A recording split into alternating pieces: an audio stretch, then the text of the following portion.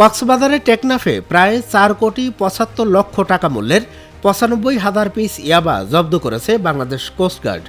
18 ফেব্রুয়ারি 2026 তারিখ বুধবার দুপুরে কোস্টগার্ড মিডিয়া কর্মকর্তা লেফটেন্যান্ট কমান্ডার সিয়ামুল হক এ তথ্য নিশ্চিত করেছেন।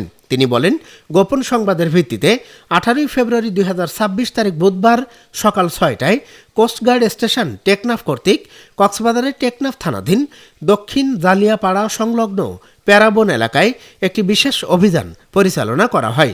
অভিযান চলাকালীন উক্ত এলাকা হতে পরিত্যক্ত অবস্থায় প্রায় 4,75,00,000 টাকা মূল্যের 95,000 পিস ইয়াবা জব্দ করা হয়। এ সময় মাদক পাচারকারীরা কোস্টগার্ডের উপস্থিতি টের পেয়ে পালিয়ে যাওয়ায় কাউকে আটক করা সম্ভব হয়নি। জব্দকৃত ইয়াবার পরবর্তী আইনানুগ ব্যবস্থা গ্রহণের কার্যক্রম প্রক্রিয়াধীন রয়েছে। তিনি আরও বলেন, মাদক পাচার রোধে কোস্টগার্ড ভবিষ্যতে এ ধরনের অভিযান অব্যাহত রাখবে।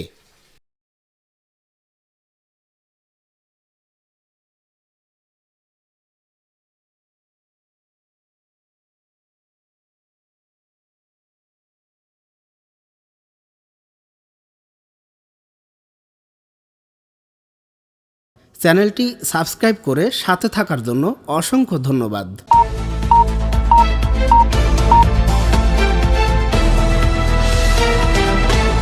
৪৮ বাংলা টিভি, বাংলা ও বাঙালির কথা বলে।